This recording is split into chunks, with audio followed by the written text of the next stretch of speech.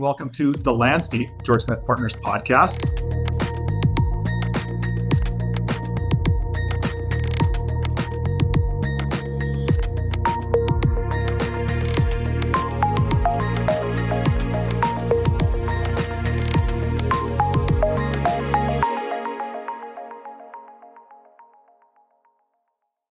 Hello, everyone. Welcome to The Landscape. This is George Smith Partners podcast. We're very glad to have a special co-host with me. Mr. Ed Steffelin's on the line, replacing David Pascal this week. Ed, say hi. Hello. Ed's a managing director at George Smith Partners in our New York office. He's also my co-founder of Access Capital, which is the parent company to George Smith Partners. Good to have Ed here today. Great to be here. And more importantly, Ed, don't let it go to your head. More importantly, we have a very special guest, Mrs. Jenny Redlin. Jenny is the founding principal and current chief experience officer of Partner Engineering and Science. If you're not familiar with Partner is a leading firm in environmental engineering and construction consulting services, all in commercial real estate. Jenny has over 2 decades of experience and is a fantastic resource and person within industry. And so we're very excited to have Jenny here today to speak with our audience. So maybe before we do anything else here, I'm going to let Jenny just jump in and give a little bit of a background on Partner and what Partner Engineering does and is, and a little bit about herself, and then we'll dive into it. Well, thank you so much for having me. I really appreciate it. It's lovely to see you both again. Like you described, we started Partner in 2007. I was one of the original folks who broke off from another firm and decided that we wanted to start our own groups. And we did. At the time, we thought we would be a Southern California boutique environmental consulting firm. And all these years later, boy, have we, outstretched our footprint nationally and even internationally, and our services. My background specifically, I'm an environmental engineer by background. So I started in this industry doing phase ones, and kind of learned everything as we went along.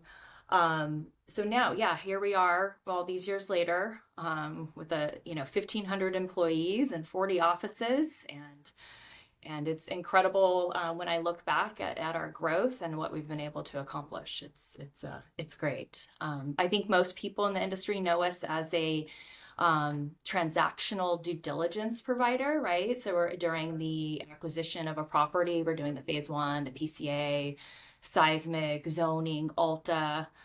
These are all the services that I've been talking about, we've been adding over the years, most recently appraisal. So we are in the appraisal business now as well. But what people maybe don't realize is that we have a really robust, we have construction services as well for the construction loans, but also owner's rep. And also our energy services as well. So all the energy audits, the ESG services, all those compliance with all those regulations that are coming out. And then on the back end, the owners, right? So, after these folks go through, get a loan with you guys and kind of get through their process, and now they own the asset, what that looks like for them, maintaining the asset, CapEx, all those types of things. So 2 kind of very big business models that not everyone actually realizes, I think, that we do all of those different things. Well, it's certainly impressive to go from starting a company. When did you guys start it again? Around what year? 2007. Yeah, September 2007. Yeah. So 18 years ago. Right in the thralls of the downturn of the economy. Perfect timing. Yeah. Wow. Well, yeah, through some hard times comes good things, right? So yeah, it pressure actually makes was diamonds. a great time to start from zero, because there was a lot of talent being let go. And we were able to kind of scoop them up, and most of them still work here today. So that was really a great time for us to start, unbelievably, because of that factor. Yeah. That's great. Cool. Well, tell us a little bit about your new job. So you're the new chief experience officer. Yeah. So what are your Kind of an interesting goals? title to have for a consulting firm. Like most people think, Chief Client Experience Officer. Well, that's, much more for tech firms and things like that, right? The experience that they have of you online almost, like Amazon when you're ordering or something. But we really feel, and you probably feel similarly, that the client experience and the client relationship with our consulting firm, with you guys as brokers and capital arrangers, it really comes down to that experience with the individual. And so how could we, even though we are so large, still kind of feel like our clients felt like they were getting the best service, had the right person on the team, and could also leverage all these different things that we're doing and making sure our client is able to take advantage of everything we have, all the expertise we have sitting on our bench. And I had come into this business as well, first really as a technical person, but then grew into client relationship, and that was where I spent the bulk of my career. And doing that in a way that made my clients feel, I think it was actually a George Smith partner broker that told me this. He said, "Oh, you run a team of 20 people?" He's like, "I really thought it was just you and that other guy I talked to." His experience was so tight with us that he only had to talk to 2 people to get everything he needed done and he was ordering all sorts of different, he was lots of different things. You guys arranged complex capital, complex debt situations. Didn't matter what product he needed or what, problem he was having. He could talk to myself or one other person and get it solved. And so kind of creating that culture and that experience. And as we continue to grow all these different services and it gets more and more complex on our side, and keeping that touch of that client experience, and making sure everyone in the company delivers that, is this new, really daunting task as the CXO that I've taken on. So here we are. That's great. Well, how did So, you, let me have this question here. How did you grow the company so rapidly? And I guess part of that is keeping the standards, which is, I guess, what your role is partly now, Yeah, but yeah. So we have obviously our external message to clients is engineers who understand your business, right? So it's like, look, there's lots of good engineers in the world, but if you don't understand commercial real estate, then we're actually no good to you, right? Because then we're just going to talk in jargon that you don't understand. You don't know how to relate it to your deal. You don't know how to relate it to the risk of what you're trying to mitigate for, all those types of things. So that's kind of like our mantra out to the world. But internally and recruiting wise, we want to be the best home for talented professionals. And we have really stuck to our guns with that. And we really, really believe in that, because in this world, just like, with you guys, if it doesn't necessarily matter the flag that you fly, right? The higher brand that you fly. My brand was Jenny Redlin, right? It was partner, but it was Jenny Redlin a lot too. And all of our people, we hire really great professionals, and they have a personal brand. They have a personal brand with their clients. And so we really just focus on hiring those types of folks that were just really great resources in the industry, and then keeping them happy here, and doing that well. There are 8 founders. All of us are still here, right? A lot of the people that have started in this company early on, they're all still here. It's because being the best home for talented professionals is a really big focus for us. So that is how we grew, by picking up all those people. Yeah. great. That's exactly what Evan and I are doing. Yeah, I mean, it is, right? Like, you're Yeah, out right now searching in the marketplace for the that's right. best and the brightest. And the only way you're not going to have natural attrition is if you become the best home for them, Right. and keep them and retain them, and be the right choice for them. Yeah. so what are the biggest changes that you've seen in the industry as the company has evolved over the Yeah. last 18 years? Yeah. So I always tell my new folks that come over, different relationship managers are essentially our client facing Yeah. person. That I think this job would be near impossible if I'd come into this company now, not knowing all the different things that we do. Because when I started, I sold phase ones and PCAs and an occasional PML, seismic. I Right. realize I'm using acronyms: environmental, engineering, and then the seismic. Um, and now we do so many different things that it's actually almost impossible to know all the things that we do, but we want you to. Yeah, so I think that's a challenge when people come in. So is that like a training? You gotta have a much broader training set to get your people going, Yeah, et cetera. I would assume that you look at the company today and you're like, wow, some of these people are so great. Like, I don't know if I could get a job at the company today. Is that kind of a part of it as well? You got all these people that are so highly specialized in a company of your scale yeah. today versus when you started. I would imagine that you guys had to be more We had to wear a lot of ombudsman. hats. Yeah. Yeah, we had to wear a lot of hats, a lot of hats. And there's good and bad in that. Like you can, when you have more seats on the bus, if you're familiar with the book Good to Great, finding the right seat on the bus. But when there's only, there's only so many of you and you just have to do all the things, that's kind of how the small company gets going, right? And you have to use all those hats. And that can be a challenge because often those people, you don't have everyone that's good at all those things. But as you grow, you can kind of tend to put the person that's good at this thing on that seat on the bus and let them do the thing they're good at and not be distracted by all the other things that they're actually not as good at. And then that scaling starts to kind of take off, right? And that becomes a great flywheel, essentially. With 40 offices, how do you keep the culture, and do you guys do events, or I mean, that's a lot of offices. It's a lot of offices. Um, two things that are difficult, especially right now in this moment with the work from home culture. Um, it's a lot of people want to work from home right now.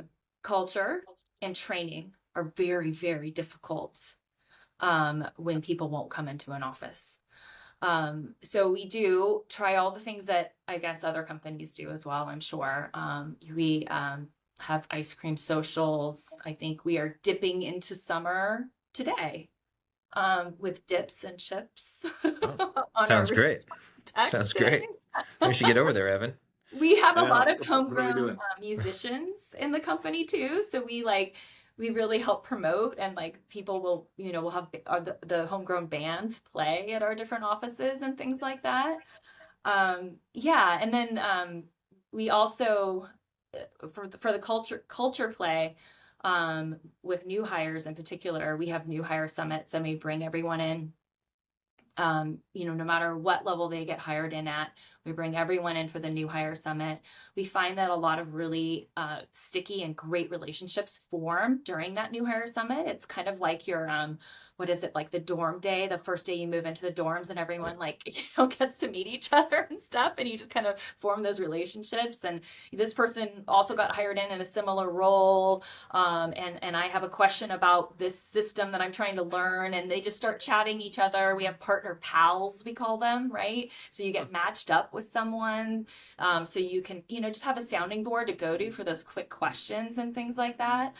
But yeah, so culture, we spend a lot of time on that. We pride ourselves that we have been able, even though we've grown so much, to keep this like homey culture for a lot of years, and we are focused on doing that. That is something that's super important to us and helps with our retention, we think.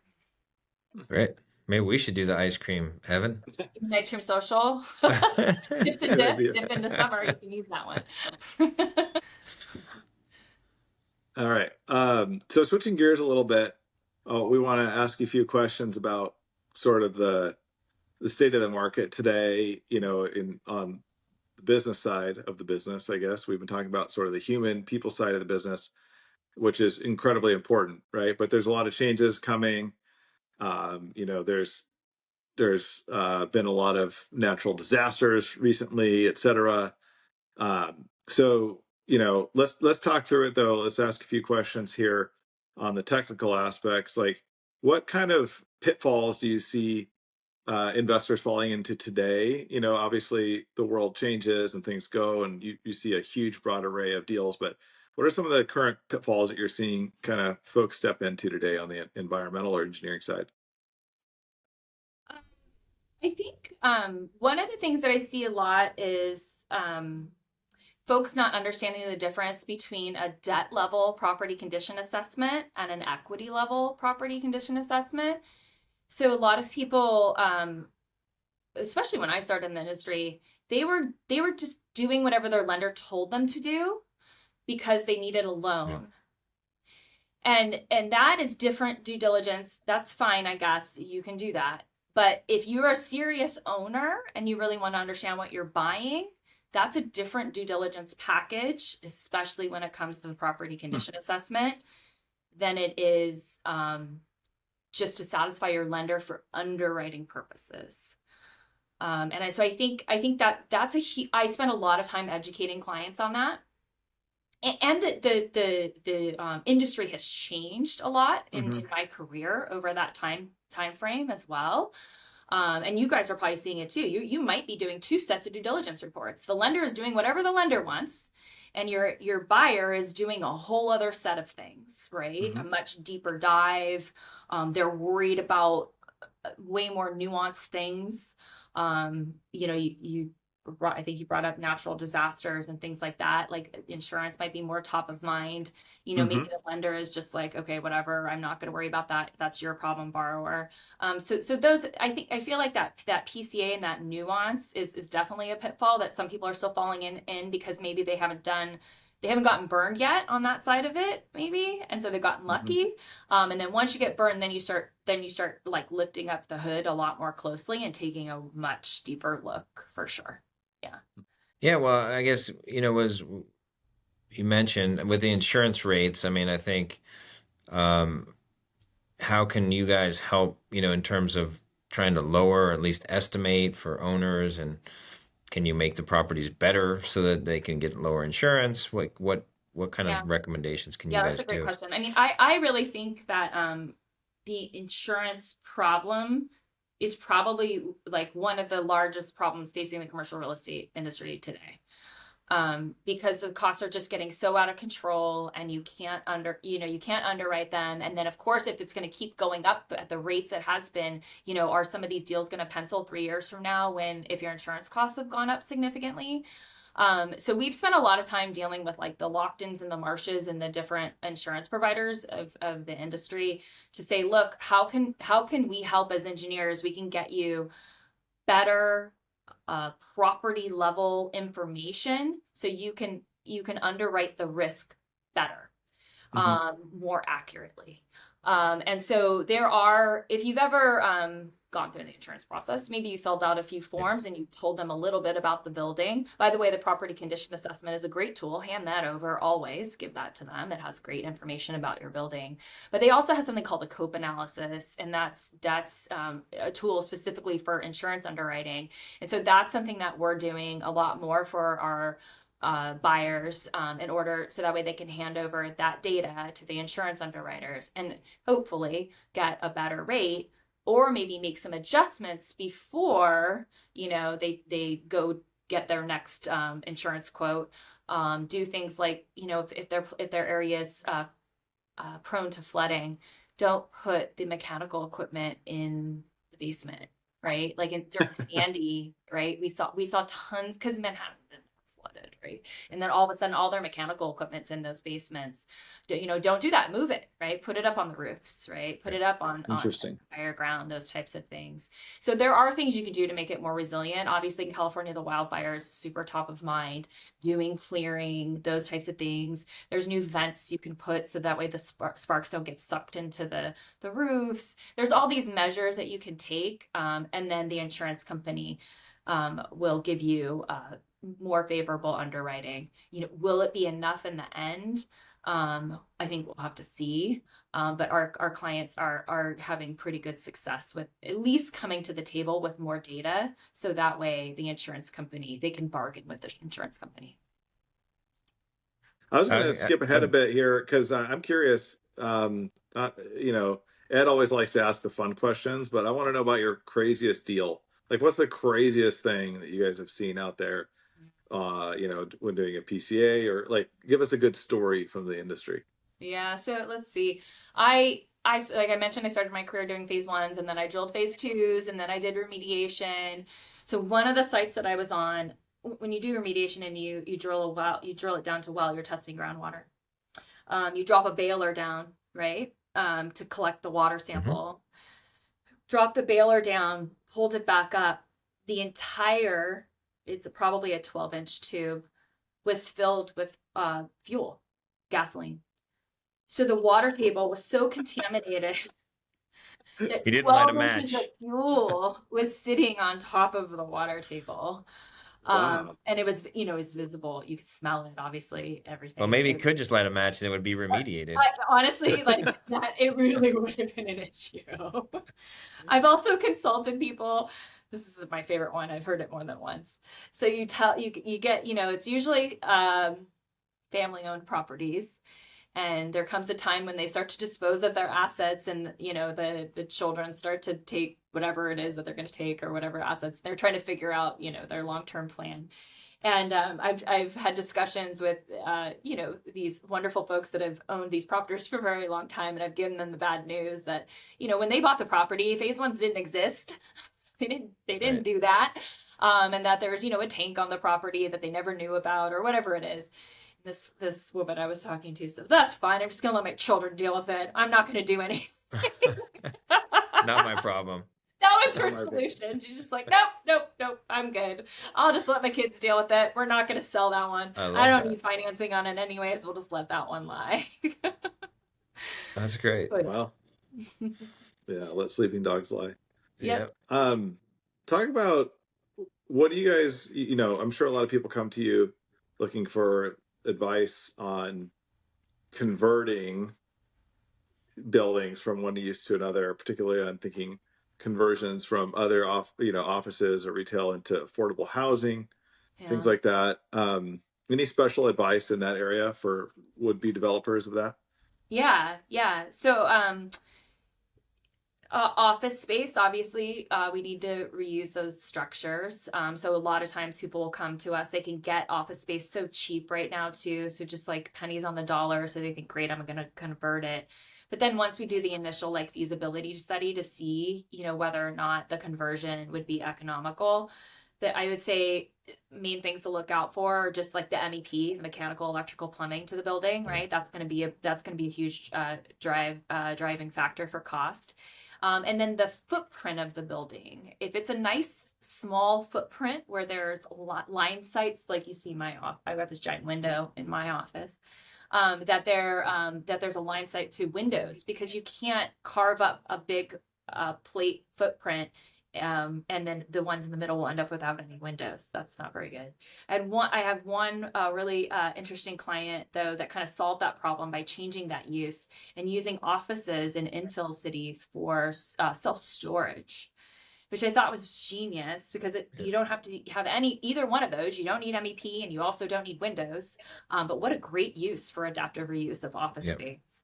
And people, love self-storage, a great asset class, and is, needed. So, but yeah. I'm guessing the architects who designed those buildings would be very unhappy with the self-storage use of their Mortified. wonderful. Not as fun to design for sure. They've had some good, hotel conversions. Yeah.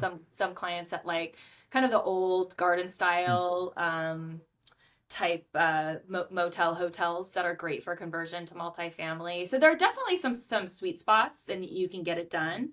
And of course, with the low income housing tax credits and the affordable housing things, the most recent rolling back in California, specifically of the CEQA regulations, all those things are starting to kind of fall in place. So I think we might see more of that. Yeah. Cool. Yeah. Ed, you're up. Next question. What advice do you have for people like Evan and I who are trying to grow our company like you've grown yours? Yeah, that's a great question. I do think that the main success of our company are the people, right? So focusing on being a great home for those people that are getting going in their careers. I also really love the young and hungries. I like that. We focus on those guys too. Love it. So I want to switch gears one more time, and then we'll get to like what's the road ahead. But tell us a little bit about, technology's got to be changing your business as much as it's changing ours and everyone else's. Can't go at 30 seconds, at least I can't, without talking to, the AI assistant du jour, because every day one gets better than the next. Yeah. At least in some area. And obviously in our business, we have our own, you know, um, development team and have developed our own software and are working hard to leverage these to provide better insights for our customers. But just curious, like what the disruption is in your business Sure. or the opportunity is, I guess, Yeah. because obviously it's a quickly changing thing. Yeah, I mean, our single biggest line item is our developer team right now because we're hyper focused on it. I think commercial real estate as an industry is slow to adapt. But I think when it does, it'll flip hard, and then the people who didn't do it will be left behind. Yep. And so from our perspective, look, we are providing data on commercial real estate. Like that's in the end, that's what we're doing, right? And so how can we make that data more usable, more actionable for our clients? Mm-hmm. And some of the things that we've developed, in the transactional world, most people are done, right? They get these reports, they read them, they make a decision to go forward or not to go forward, and then it basically sits in an electronic drawer, so to speak, never to be dusted off again unless you want to, refinance and you're like, yeah, I did that once, but what do I have? Here you go. So first of all, being able to find those old reports, great. Let's make that easy, right? Because that's not even that easy in this world, in our current environment. So we have a tool for that to make that super easy. SiteLinks is our platform. We've homegrown and built this entire platform. But the real beauty of that platform is to not let that information sit in an electronic drawer. So once you're done with the acquisition and the acquisition guys are out and looking for the next deal, their asset management team has to deal with this asset for the life of the ownership. And so knowing how old your roof is and whether or not you need, a new roof in year 2 or year 5, how many roofs you own in a certain zip code, and can you leverage that you need new roofs, 1 million square feet of new roofs in Southern California next year, so you can have buying power. All those types of decision making, knowing what equipment you have. You'd be surprised how many people we deal with, and they come to us and they're like, look, I don't even know what I own, or let alone the condition of it, and let alone so I'm just reactive. So when something breaks, I fix it, as opposed to being proactive. And we all know that if you have to fix a leaking roof, well, now you've got mold and water damage you also have to fix, right? So if you can get ahead of it, it's an ounce of prevention is much better.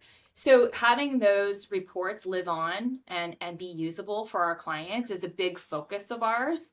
And as I mentioned before, not just Partner being known as this transactional due diligence company, but also, a consultant for just ownership of real estate and the physical asset and all those types of things. Plus, a lot of people are hyper focused on being carbon neutral and different initiatives that they want for their portfolio. And SiteLinks has a built-in tool for that as well. So you can automatically play with things and say, look, well, if I did these measures, when would I meet my goal? Right? Or maybe I want to do this measure and that measure, but not that one. You can live play with it. Also knowing that you need a new roof anyways, or a new HVAC unit. That's probably a better example. So maybe if I got the HVAC unit that was extra energy efficient instead of the minimum energy efficiency, would I meet this goal faster? So just kind of layering in all of that information about your building asset is where we think the future of commercial real estate will go forward. And so we're building the systems now so that way we can deliver that data, not in a static PDF that we email to you, but in a living, queryable, where you could look all your assets across your entire portfolio and make decisions based on that. That's great. So then tell us a little bit about like the flip side. I mean, for sure, you guys have to be doing a lot of work for folks wanting to build data centers. It's powering all this stuff. Uh, how have you seen that kind of come into your business and change what you're looking at? I mean, a hot topic, right? So we have been busy gathering different experts in that world too, right? Because it's a whole other ball game. Usually we're focused on the built environment. We're not worried about what's also coming into the site. So water and power. Water cools a lot of these data centers. They're moving away from that particular type of technology. But just infrastructure, the infrastructure doesn't exist. So even though if a lot of our clients are saying, look, we want to convert this to a data center, well, can you? Right? Is there enough power to the site to even do what you want to do with it? And then could and then of course the cost of converting the interior space to be able to handle that type of equipment. So we're doing a lot of feasibility analysis.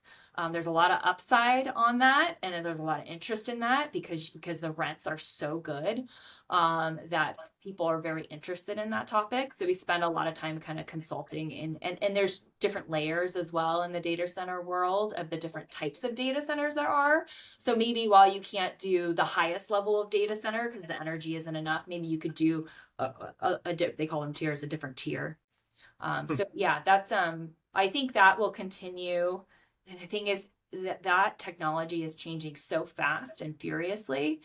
So it'll be interesting to see if some of these buildings become obsolete by the time they build them because the technology is changing so fast. I think that is a real possibility, and maybe a big disruptor. Because if all these commercial real estate owners kind of change over their buildings, how long will it work for? Because it's just changing so fast. Right. Well, very good. Ed, you want to wrap it up with the Yeah, maybe some personal insights and what you would tell maybe other young women who get into commercial real estate, which is obviously, somewhat male. Like go to any conference and see the sea of blue blazers talking to other men in blue blazers.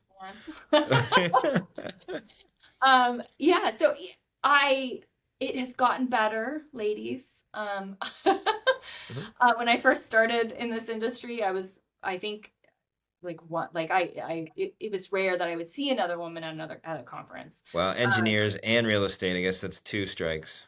Yeah, it was the engineering side though, for the women that are maybe exploring this industry, the engineering side is actually very women based. Almost all of my colleagues are women. So that's actually kind of interesting that's the side that we gravitate to, as opposed to the deal side. But I even though I started on the science kind of geek side, and that really was a big part of my identity, like I was that kid in school and all those things, right? Geeky. Like the geeky, like I love science, the whole nine yards. And it's funny. I actually was just the graduation speaker for a mentorship program for environmental consultants and environmental banking, and I started the speech with that. Like, look, I was going to be the girl that rode the dolphins at the SeaWorld show. Like that, I was very focused on that. And then of course, found myself in this industry, didn't even know what a phase one was. Kind of grew from there. I would say, keep an open mind is the takeaway from that. You kind of don't know where things will lead you. And in the end, like I really enjoy the part of my job that I probably enjoy the most is the commercial real estate deal side of it. It's your side of it. I find it fascinating to marry the geeky science, information that we're gathering to the deal side. I find that the pace of the world that you guys are in and all those types of things, I find it invigorating.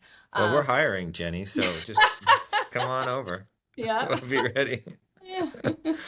So yeah, be open-minded and just kind of see where it takes you. As long as you're still liking it, it's great. That's awesome. Well, it's been great to have you here today. Really appreciate it. I think we want to try to wrap it up here for our wonderful listeners. I'll just leave a couple of different notes on the table. But first, Jenny, where do people learn more about partner engineering, and what should they do if they have a engineering need? Great. Yeah, I mean, our website is a great, place for information. It's partner ESI for Engineering Science Incorporated.com.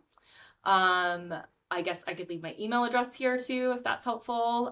It's easy. It's Jenny, because I'm one of the original people, so I get to just have my first name at my email, Jenny@partneresi.com. Cool. And then for all of our listeners, as you guys know, gspartners.com, sign up for FinFacts. We send out a weekly email and newsletter. There's some great thought pieces in there as well. Generally, my co-host David Pascal, as you guys know, writes a weekly column there. It's fantastic. He talks about rates, talks about the market, talks about a bunch of stuff. You can learn more at gspartners.com/finfacts, FINFACTS. Thank you, Jenny. Really appreciate having you on today, and hope to do this again soon. Great. Thanks, guys. Thanks for Great. having me. Thank you.